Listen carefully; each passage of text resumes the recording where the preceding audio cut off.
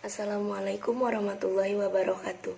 Perkenalkan, nama saya Alfi Farhati, mahasiswi Universitas Pamulang dari Prodi Sastra Indonesia, Fakultas Sastra.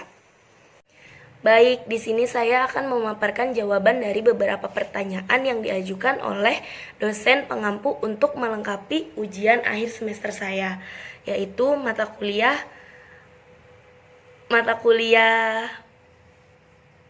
kuliahnya adalah fonologi bahasa Indonesia. Ya, langsung saja masuk ke pertanyaan pertama.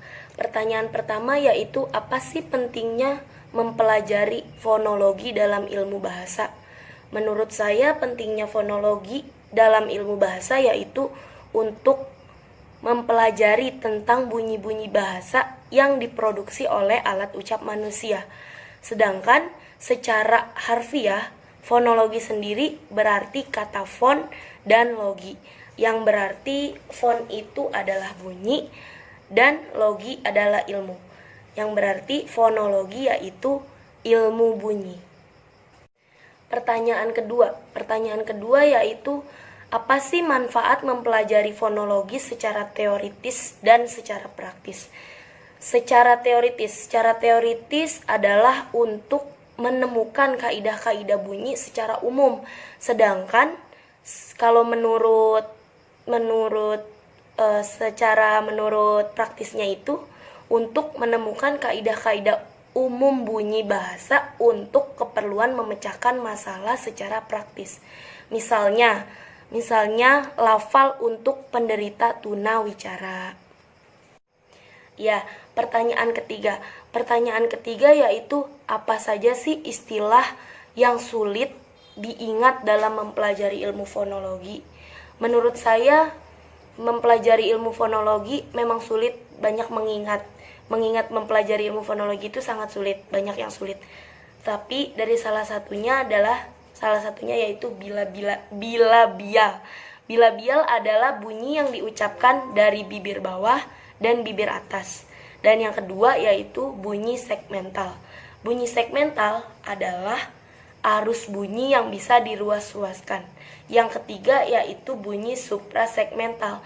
Bunyi suprasegmental tersebut kebalikan dari bunyi segmental. Bunyi suprasegmental adalah bunyi arus yang tidak bisa diruas-ruaskan. Dan masih banyak istilah-istilah lain dalam ilmu fonologi. Pertanyaan keempat yaitu, apa saja hal-hal yang penting dalam mempelajari ilmu fonologi? Menurut saya, mempelajari ilmu fonologi, hal-hal yang pentingnya sangat banyak. Salah satunya yaitu penting ketika organ ucap manusia memproduksi bunyi atau fonem. Dalam hal itu ada 3 unsur. 3 unsurnya yaitu udara, artikulator, dan titik artikulasi. Apa saja yang dimaksud dengan ketiga itu? Yang dimaksud dengan ketiga itu yaitu udara. Udara sebagai penghantar bunyi. Yang kedua itu artikulator. Artikulator adalah bagian alat ucap yang bergerak. Dan yang ketiga yaitu titik artikulasi. Titik artikulasi bisa juga disebut dengan artikulator pasif, yang disebut bagian alat ucap yang menjadi titik sentuh artikulator. Selain itu, ada beberapa istilah lain yang berkaitan dengan fonologi. Antara lain yaitu fona, fonem, vokal, dan konsonan.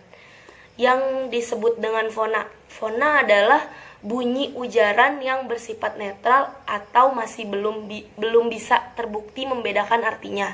Sedangkan fonem adalah satuan bunyi ujaran terkecil yang membedakan artinya.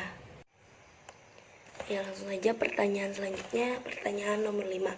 Pertanyaan nomor 5 yaitu, apa sih kesan dan pesan kamu mempelajari fonologi? Pesan dan kesan saya mempelajari ilmu fonologi, kesannya saya merasa kesulitan dengan ilmu fonologi ini, Tapi saya akan mempelajari lebih dalam lagi ke depannya.